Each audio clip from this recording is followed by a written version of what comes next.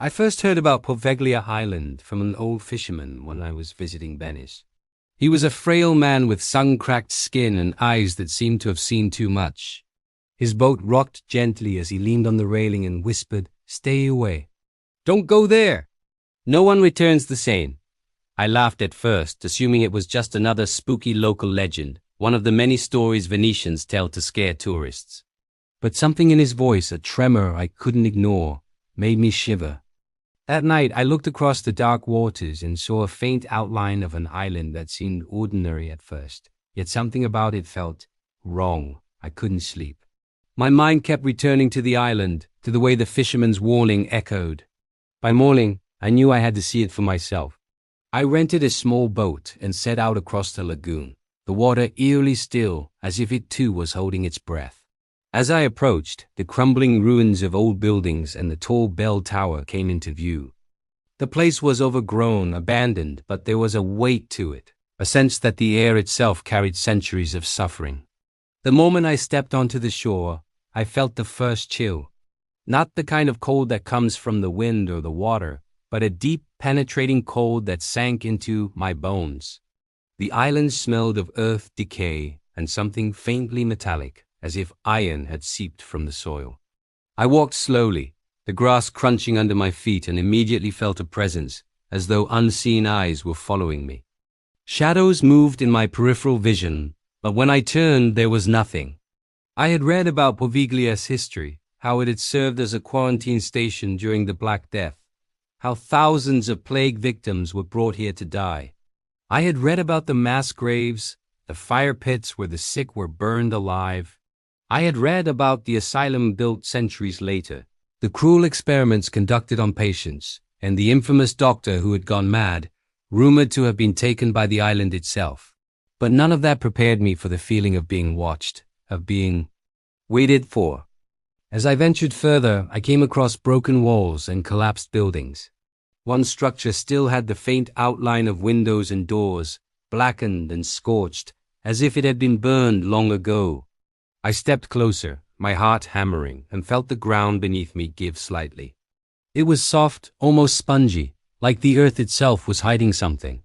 I remembered reading that the soil on Poveglia was mixed with the ashes of tens of thousands of bodies. I could almost feel them beneath my feet, pressing up, angry, restless. The bell tower loomed over everything, its peak jagged and broken. I felt drawn to it as though something inside was calling me. I began to climb, each step uneven, broken, threatening to give way beneath my weight. The higher I went, the colder it became, and a faint whispering started, almost too quiet to hear. I froze, straining, and could just make out words in Italian. Vatin, Vatin, go away, go away. My stomach turned, but I continued, gripping the cracked railing for support. At the top, the view was both mesmerizing and terrifying. I could see Venice in the distance, beautiful and alive, yet this island was a black hole in the middle of the lagoon, a place of death and forgotten souls. The wind howled through the broken stones, carrying faint screams that made my ears ring. I turned slowly and felt it, a hand cold and solid brushing my shoulder. I spun around, expecting to see someone, anyone, but there was no one. Just the shadows, the whispering, and the overwhelming sense that I was not alone. I fled down the stairs, stumbling and nearly falling, my heart pounding like a drum. Outside, I tried to steady myself, telling myself it was imagination, nerves, perhaps even the effect of reading too much about haunted places. But then I heard it again, a deep guttural scream rising from the ruins behind me. It was human, but twisted, broken, filled with centuries of pain. I froze, unable to move. Something shifted in the shadows, and I realized it wasn't coming from a single direction, it was everywhere. The island itself seemed alive, watching, waiting. I ran toward the shore, my boots sinking into the soft, ash-laden soil. Every step felt heavier, as if the island was trying to pull me back. When I reached the edge, I turned and saw something I will never forget. Figures, shadowy and indistinct, moving among the ruins. They were pale, faceless, reaching out with hands that seemed both human and something else.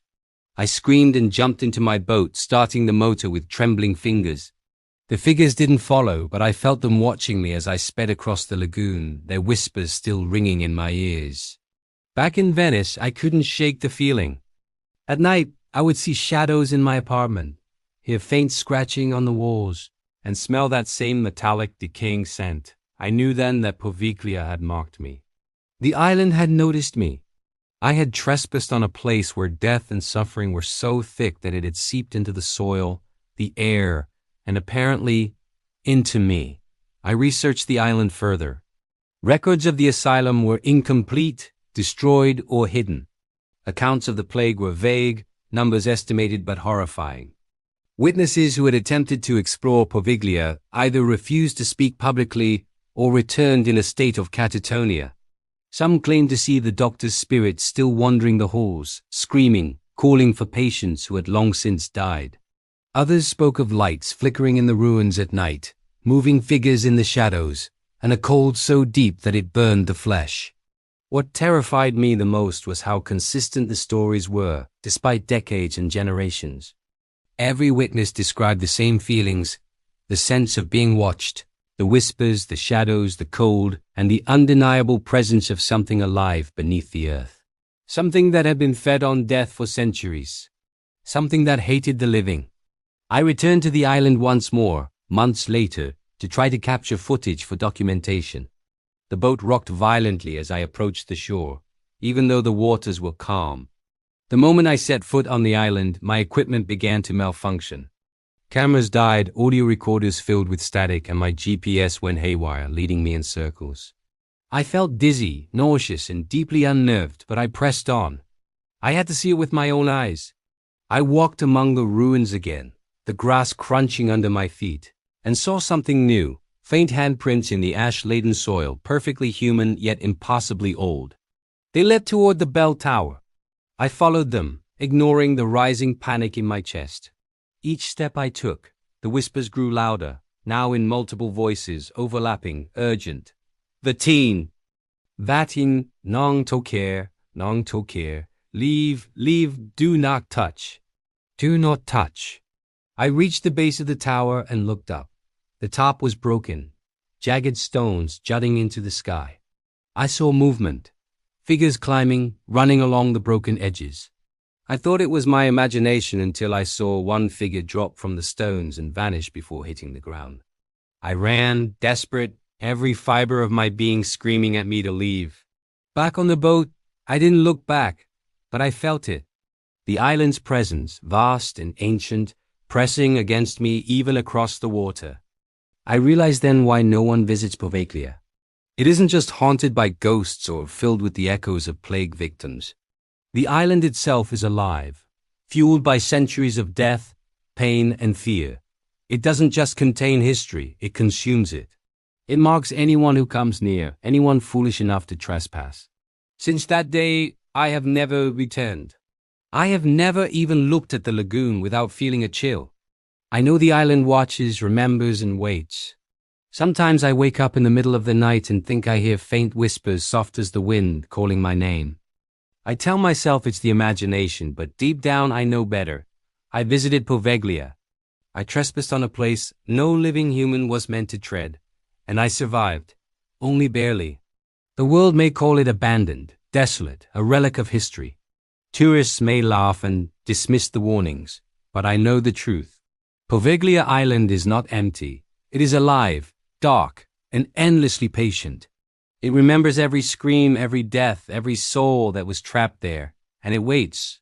It waits for anyone foolish enough to step onto its cursed soil, to look too long, to hear the whispers, to feel the cold brush of its fingers on their shoulders. I warn you now, if you ever find yourself near Venice, do not sail to Poveglia. Do not look across the water at its ruins. Do not even speak its name, because the island will notice you, and once it does, you may never leave. I have seen it. I have felt it. And I will never forget. Poveglia is the world's most haunted island. And it is very real.